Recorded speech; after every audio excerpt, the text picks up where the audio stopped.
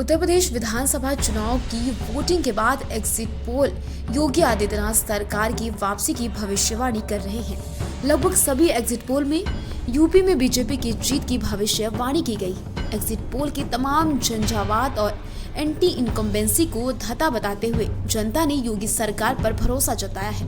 हालांकि अंतिम नतीजे 10 मार्च को आएंगे, तब तक एग्जिट पोल के नतीजे भारतीय जनता पार्टी के लिए खुशखबरी तो दे ही गए। अगर एग्जिट पोल का अनुमान नतीजों में बदलाव है तो ये बीजेपी के लिए जीत होगी। ऐसे में समझना होगा कि पश्चिम से लेकर पूर्व तक आखिर ऐसे कौन कौन से समीकरण रहे जो सत्तारूढ़ दल की जीत में भूमिका निभाए हैं। किसानों की नाराजगी और स्थानीय मुद्दों पर कहा जा रहा था कि पश्चिमी यूपी में बीजेपी के लिए मुश्किलें बढ़ने वाली हैं, लेकिन अगर एग्जिट पोल को देखें तो नतीजे उस दिशा में तो नहीं दिख रहे।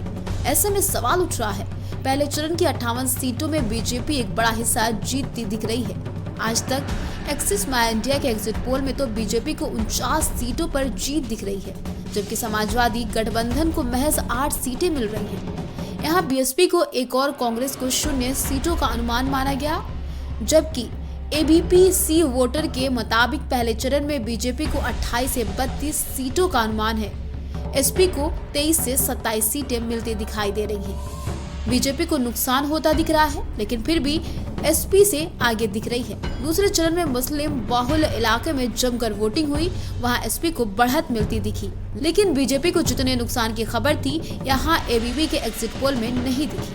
पश्चिमी यूपी में ही दूसरे फेज में बीजेपी को 23 से 27, एसपी को 26 से 30 सीटें मिलने का अनुमान है। अखिलेश ने जैन के साथ जिस उम्मीद के साथ इलाके में गठबंधन किया था, कम से कम वो पूरा होता नहीं दिख रहा।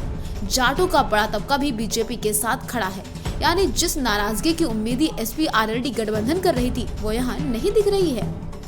यूपी चुनाव से पहले और चुनाव प्रचार के दौरान भी सीएम योगी आदित्यनाथ और पीएम नरेंद्र मोदी कानून का राज, माफिया राज खत्म करने का खास जिक्र करते थे। सीएम योगी का अपराधियों की संपत्ति पर बुलडोजर चलाना जनता को पसंद आया। उन्होंने खुलकर बीजेपी को समर्थन दिया।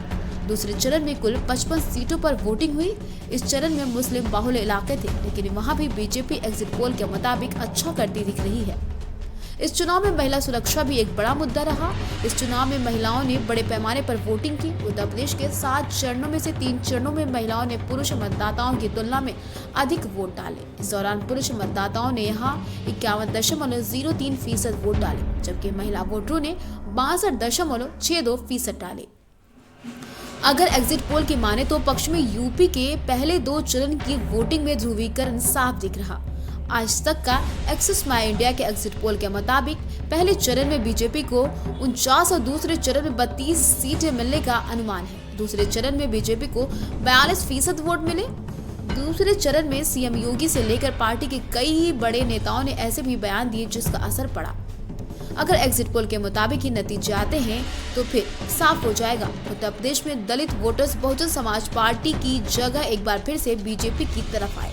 हालांकि जाटा वोटर्स जरूर बीएसपी के साथ खड़े थे, लेकिन दलित बिरादरी के अन्य वोटर बीजेपी की तरफ जाते दिखे। 2017 के चुनाव में भी दलित वोटर बड़े पैमाने पर बीजेपी के साथ गए। जमीनी स्तर पर ऐसा कहा जा रहा है कि बीएसपी मजबूत नहीं थी, वहां दलित वोटर बीजेपी के साथ चले गए। समाजवादी पार्टी ने चुनाव से ठीक पहले बीजेपी से स्वामी प्रसाद मौर्य समेत कई बड़े नेताओं को पार्टी में शामिल कर बड़ा दांव चला था।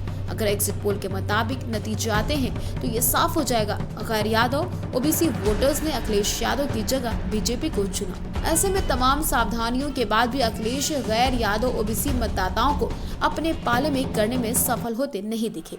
यादव और मुस्लिम मतदाता तो पूरी ताकत के साथ एसपी के साथ खड़े हैं। एग्जिट पोल के आंकड़े को माने तो मौर्य के आने का एसपी को कोई फायदा नहीं होता दिख रहा है। बहरहाल ये तो अभी एग्जिट पोल है, असली नतीजा 10 मार्च को आएगा। उसके बाद से पता चलेगा यूपी की सत्ता कौन संभालेगा।